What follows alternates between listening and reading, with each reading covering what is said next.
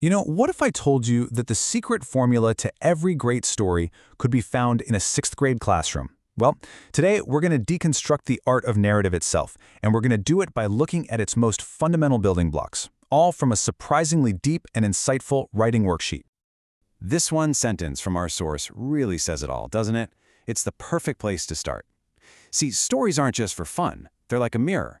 They reflect our values, our fears, our hopes, pretty much everything we care about. And that's the core idea we're going to unpack today. Okay, so before we jump into the how-to of building a story, we really need to get a handle on the why. What is it about stories? I mean, from ancient myths all the way to that funny thing that happened to you last week, what gives them such a powerful, universal hold on us? And this idea builds right off that opening quote. The source material makes a really beautiful point. Writing about anything, whether it's exciting or scary or just something simple, is really an act of sharing a piece of who you are. It's something we all do. Your story, my story, everybody's story matters because it gives us a little window into what's important to someone else. All right, let's get to the toolkit. If we're going to build a narrative, we need to speak the language, right? We need to know the core concepts that make a story actually work. And this worksheet gives us 5 absolutely crucial words that are going to be our foundation. Now, these aren't just vocabulary words to memorize for a test. Think of them as the conceptual tools you need to see the architecture behind any story you read or watch. So let's break them down one by one. First up, conflict. This is the engine. It's the heart of every single story. It's the problem, the struggle, the thing that creates tension and just makes us lean in and ask, okay, what's going to happen next? Without conflict, you don't really have a story at all. But a conflict is kind of meaningless without perspective. This is the lens, the camera angle through which we experience that struggle. Are we seeing it from the hero's point of view, the villain's, maybe a random person on the street? The choice of whose eyes we're looking through literally changes everything about the story. So after the action happens, we have to reflect. This is the so what moment. It's where all the meaning gets made. A character goes through the conflict, and then they, or maybe we, the audience, have to stop and think deeply about what it all meant. It's that moment of pause that leads to growth or a new understanding. And that reflection? It often leads a character to revise. Now, the worksheet talks about this in terms of writing, but let's think bigger. In a story, a character revises their plan, or their beliefs, or maybe their entire direction in life. It's the active process of change, which is really the whole point of telling the story in the first place. And finally, every journey has to conclude. This is all about resolution. Now, that doesn't always mean a happily ever after ending, right? But it does mean the central conflict is brought to some kind of end, which gives the story a satisfying sense of completion. So, we've got our tools. Now let's look at the blueprint.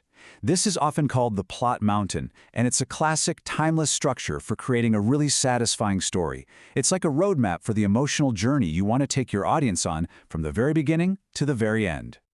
So let's climb this thing together. Every story kicks off with the exposition. That's where we meet everyone and figure out where we are. But then things get going with the rising action.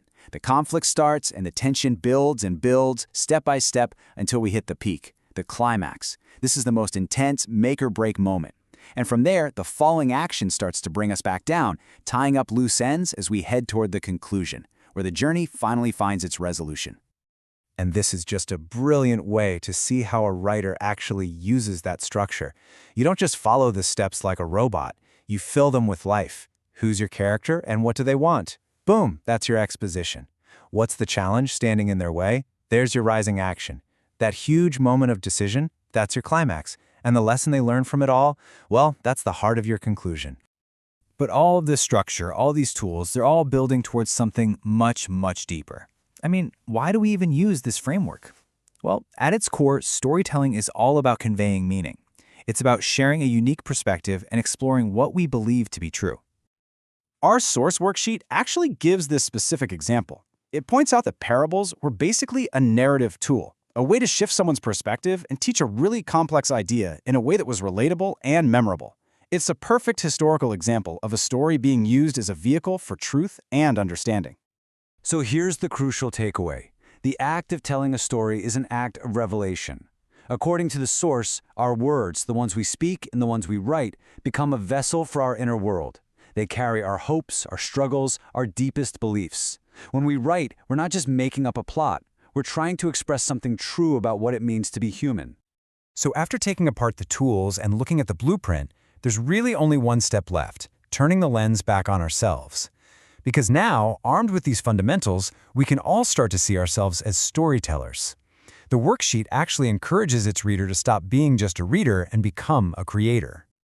And this right here is the first most fundamental choice every writer has to make. Are you going to tell a true story, something from your own life, or are you going to create a whole new world from scratch, a work of fiction? The amazing thing is both are totally valid and both use the exact same tools of conflict, perspective, and structure that we've just been talking about. And we're going to end on this. It's a question that takes the idea from the source and blows it up a little bigger, something for you to think about. Beyond just listing facts or data, why does a well-told story have this almost magical power to convey truth, to completely shift our perspective, and to connect us with each other on a deep, human level? It's really the ultimate question about why we tell stories in the first place.